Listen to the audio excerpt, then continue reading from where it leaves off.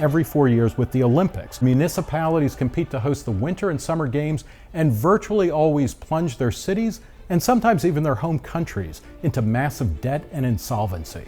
Why? Because host cities inevitably spend double or more over initial estimates, fewer people show up than expected, and the International Olympic Committee, or IOC, takes bigger and bigger cuts of TV and other revenue streams. Sports economist Andrew Zimbalist says that a typical Summer Olympics generates up to $6 billion in revenue, at least half of which goes to the IOC.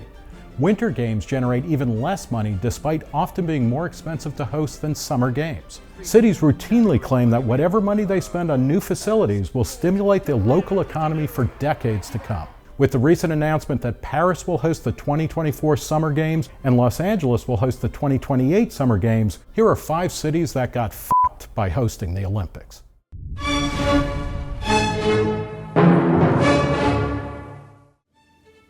Athens is the birthplace of the ancient games that inspired today's modern municipal money pits. Its 2004 games cost $16 billion, or 10 times the original estimate. By 2010, more than half the venues built for the event were underused, completely empty, or literally falling apart.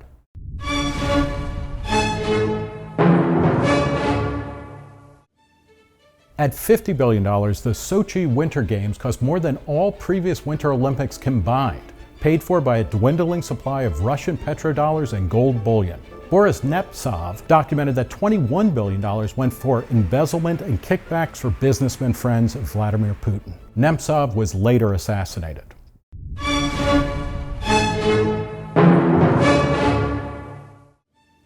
Plagued by low ticket sales, partly due to the outbreak of the Zika virus, the Rio Games ended up costing $20 billion rather than the $13 billion backers claimed. And the showplace Maracana Stadium, which got a $500 million makeover, was largely abandoned soon after the Games and has had thousands of seats ripped out by vandals.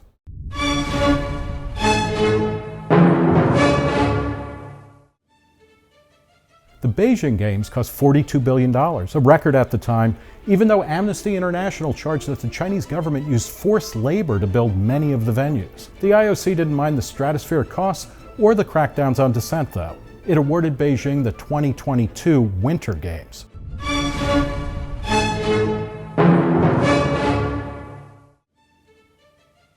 The mayor of Montreal declared that the Olympics can no more have a deficit than a man can have a baby. Unfortunately, it took Montreal 30 years to pay off its debt just for the main stadium built for the 1976 Games. If there's good news here, it's that cities seem to be wising up. Paris and Los Angeles were the only 2 cities to bid on the 2024 Olympics, and the IOC was so anxious that there wouldn't be enough applications for 2028 that it preemptively awarded them to LA.